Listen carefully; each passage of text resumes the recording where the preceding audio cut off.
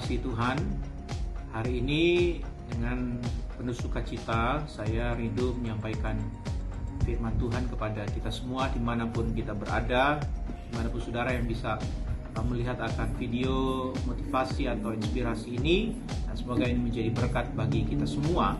Dan hari ini saya akan bicara tentang dampak menjadi terang.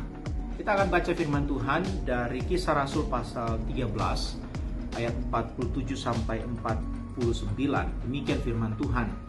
Sebab inilah yang diperintahkan kepada kami. Aku telah menentukan engkau menjadi terang bagi bangsa-bangsa yang tidak mengenal Allah, supaya engkau membawa keselamatan sampai ke ujung bumi. Mendengar itu, bergembiralah semua orang yang tidak mengenal Allah, dan mereka memuliakan firman Tuhan. Dan semua orang yang ditentukan Allah untuk hidup yang kekal menjadi percaya. Lalu firman Tuhan disiarkan di seluruh daerah itu. Nah, Bapak Ibu yang saya kasihi, firman Tuhan yang saya sampaikan malam ini, yang saya bacakan, sesungguhnya pernah disampaikan lewat Nabi Yesaya di dalam Yesaya pasal 49 ayat 6, berbunyi demikian.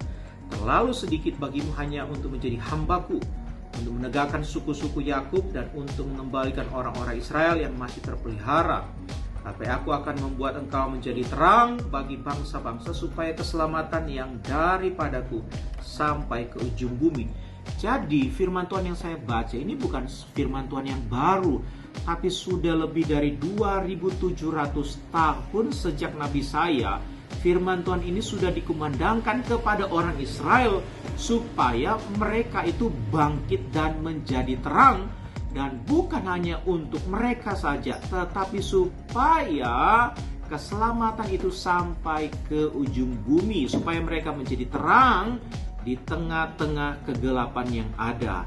Nah saudara, firman Tuhan ini kembali diulangi oleh Paulus dan Barnabas kepada jemaat-jemaat Tuhan yang ada di Antiokhia pada waktu itu. Dan firman Tuhan ini disampaikan oleh Paulus untuk mendorong jemaat Tuhan yang ada di sana, bukan supaya mereka hanya menjadi percaya saja, tetapi supaya mereka juga menjadi terang. Nah, kalau mereka mau menjadi terang, ini yang akan terjadi. Dan tantangan firman Tuhan ini juga berlaku bagi saya dan saudara, mengajak kita, mendorong kita untuk kita mau menjadi terang bagi dunia yang gelap. Dan ini akan terjadi, atau ada dampak yang akan terjadi kalau kita mau menjadi terang. Yang pertama adalah keselamatan. Hukuman akan terhindar bagi setiap orang yang percaya. Karena keselamatan itu mereka boleh alami, pengampunan dosa itu, penebusan dosa itu boleh dialami. Jadi dampak yang pertama adalah ketika kita mau menjadi terang, orang yang meresponi akan mengalami keselamatan. Yang kedua adalah orang akan bergembira. Ayat 48, mendengar itu bergembiralah semua orang yang tidak mengenal Allah. Jadi orang akan bergembira. Dampak yang kedua, orang akan bergembira. Dan dampak yang ketiga adalah orang akan memuliakan Tuhan. Jadi kalau kita mau menjadi terang, dampaknya orang akan mengalami keselamatan, orang akan bergembira, orang akan memuliakan Tuhan.